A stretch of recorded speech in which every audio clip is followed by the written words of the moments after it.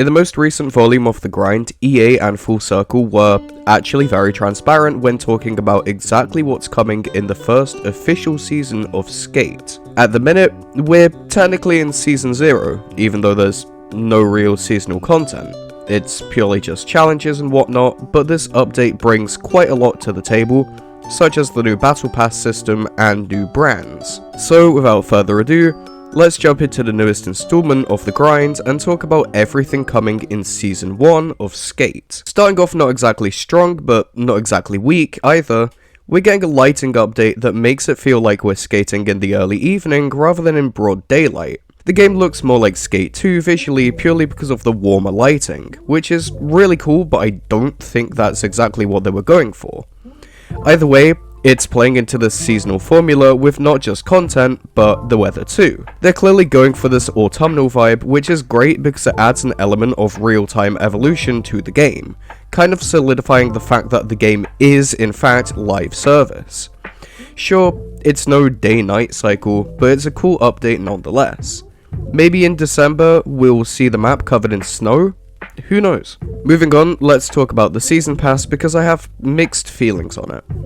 In a perfect world, the game wouldn't be live service, free to play, and online only, but that's the way that the gaming industry is going, unfortunately. The only thing we can do is put up with it and focus on the good rather than the bad. For example, in this Skate Pass, we're going to be able to earn up to 80 different cosmetic pieces, ranging from stickers and decks to actual pieces of clothing, and even Sanvan bucks here and there in the paid pass. There's a free pass and a paid pass, much like many other live service games, where you'll still get rewarded for playing, but you'll have less of a selection of things to earn. It's also good to note that this season pass is going to be smaller than the future ones, as they'll have 100 cosmetics to unlock rather than 80, which, seasonally, is pretty damn good. We also know that new brands like Santa Cruz, Independent, and Creature are coming, but we don't know if branded cosmetics will be in the Skate Pass yet. I'll be surprised if they aren't, but knowing EA, they'll want to make the most money possible off of these brands. There is, however, a very cool feature with these passes. If you don't finish the pass by the end of the season, you can continue working on Season 1 through Season 2, Season 2 through Season 3, etc. So you'll never miss out on an item that you want as long as you bought the pass for the corresponding season. Finally, let's talk about the smaller additions in Season 1 and go into things coming in Season 2, like seasonal events and map expansions. Firstly, we know that Season 1 will have 2 seasonal events, Skate-O-Ween and the 7-Ply Maple Harvest. With these events, we'll see new spots to skate as well as new challenges in these new spots. For example, Brick Switch's challenges were confirmed to be coming after Season 2, but we know that Sanvan is going to get decked out with Halloween decor in the Skate-O-Ween event, which means we might be able to shred pumpkins or hearses. Imagine how cool that would be, grinding across the top of a hearse. That would be awesome. They also mentioned that they're looking at bringing legacy features to the game without trying to straight up remaster the previous games, but they were very vague about it.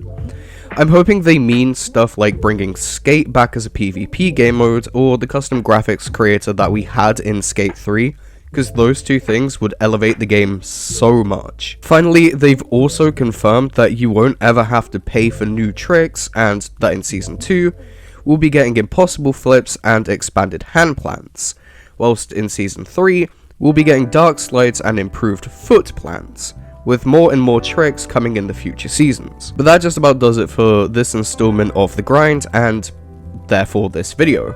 Season 1 of Skate is shaping up to be pretty good, with a fair amount of content being added. It just sucks that even though Brick Switch is in the game, we have to wait another 2 or so seasons for there to be challenges, and obviously the leveling system like we have in the other 3 sections of the map. You know, I didn't have much faith in this game when I was in the playtest, but now I'm coming around to it. Obviously I'm still going to stay on the fence because at the end of the day, this is an EA game and they recently sold out to a set of companies that are, somewhat questionable.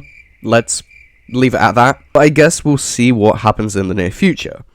Worst comes to worst, the game servers will get shut down to save money, but I seriously don't think that's going to happen anytime soon. The game is huge.